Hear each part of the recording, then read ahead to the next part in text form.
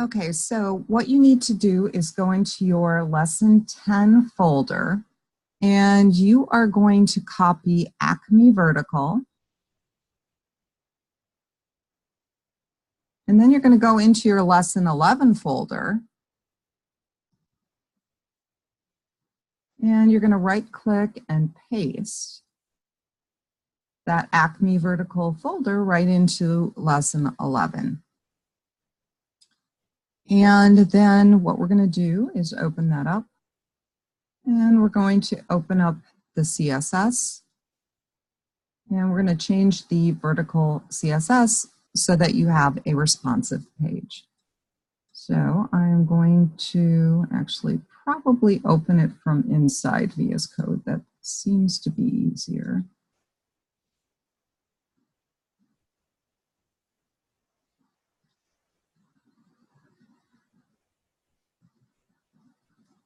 Go through all of my folders.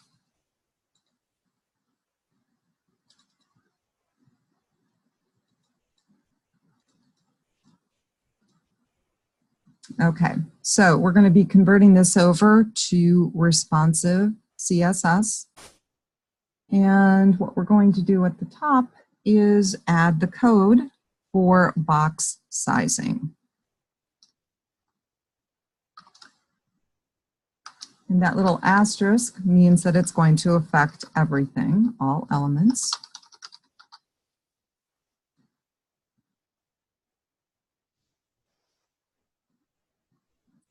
And our next little task is going to be to modify the body CSS by adding a background size to our green swirly image.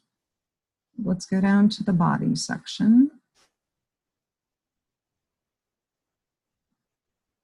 Oh, is it right there? Long day. And let's see, we are going to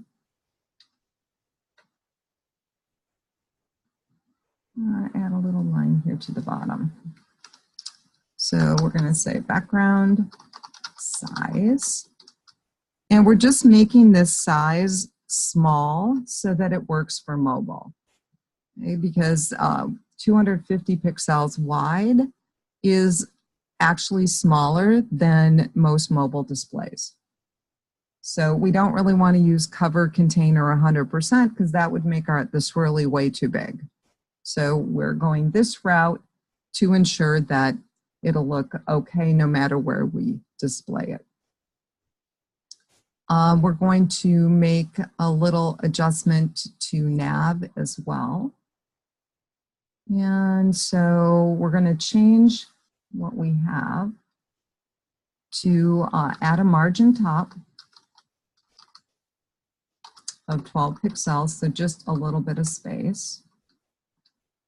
And then we want a little bit of space on the right side of our navigation menu as well. Okay, and that's a very small number of pixels, but it does give it just a tiny bit of space. And for our section, we're going to get rid of the width because that is not a mobile-friendly width. But we are going to keep the height 400 so it's consistent.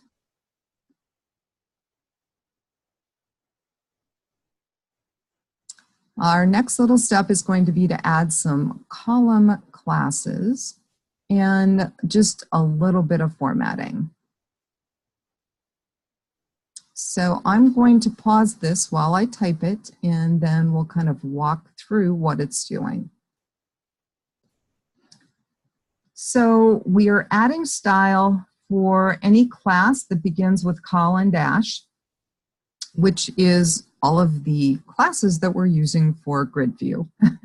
And the styling is float left, and then we're putting some padding around it. And that's what's going to allow those columns to display right next to each other. And then this is the standard column settings for dividing your page into 12 columns. So we've got 8.33% for one, and then you can see double that is 2 columns. And then basically round a little bit up for 3, but you can kind of see how this works. So basically, within a row, whatever we're choosing for columns should equal 12. So if we wanted a navigation area to be like 3 columns wide, that would leave us 9 columns for the content, unless we wanted something on the far right side. Okay, so that's pretty much what you need to set up grid view. Then your next step is to actually go into the pages and add these column classes to those pages. So I'm going to save this. And we are going to open up. Let's see, CEO, CFO, COO, executive, and minions. So we said CEO, CFO, COO, executive, minions. Okay, and they are all going to have the same change. We have to put the class attribute into the nav and section elements. Okay, so let's go, we'll start with CEO. Here's our nav. And so we're just going to add class equals call-3. And then for section, that leaves 9 for the section. So we're going to say class equals call-9.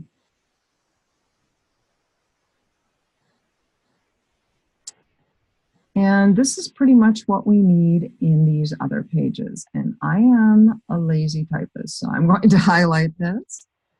And let me see, I'm just going to paste.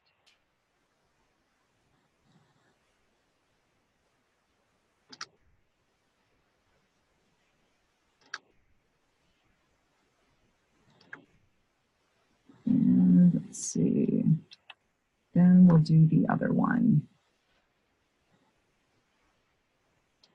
I also don't like things when it gets out of alignment.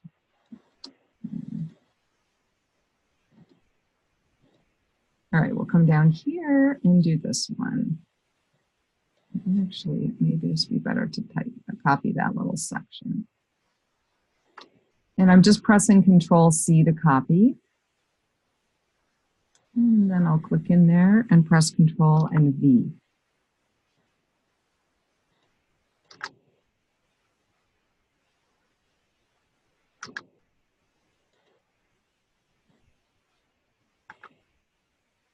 And then I'm going to save, just pressing Control-S.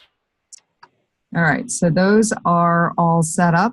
And the next task is to open contact, history, home, and mission.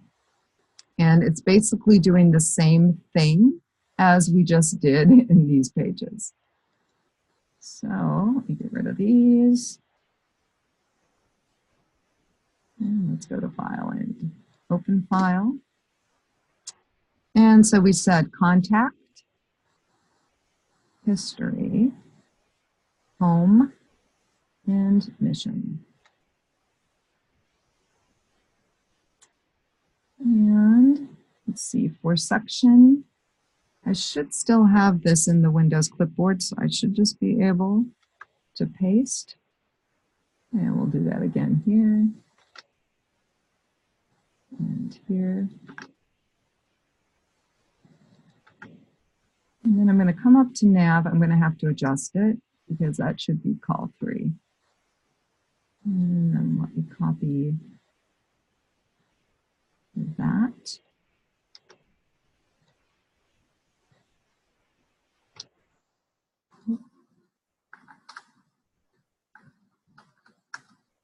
And we'll come over here. All right, now I'm going to save them.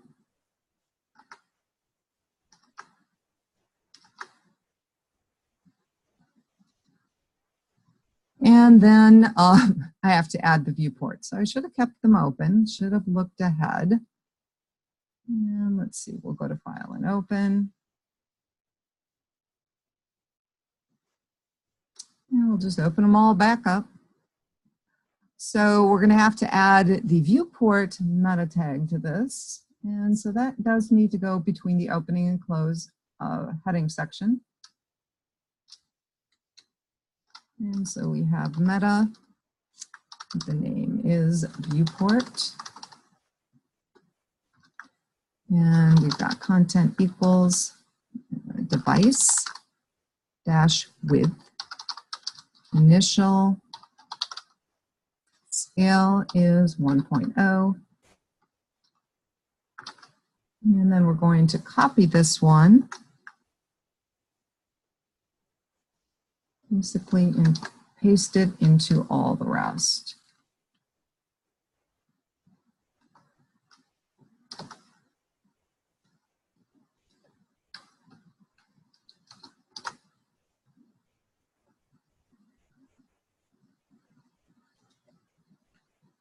Not a big fan of this indenting here.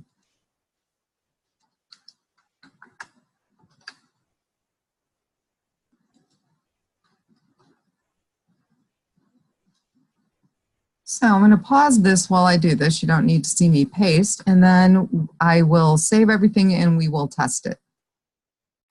So as you can see, I went ahead, did all the pasting, saved and closed all of those files. And so now I am going to view, let's start with home.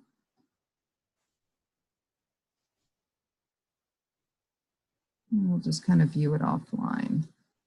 Of course, it opened in my other screen.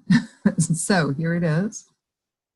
And everything should still work like before.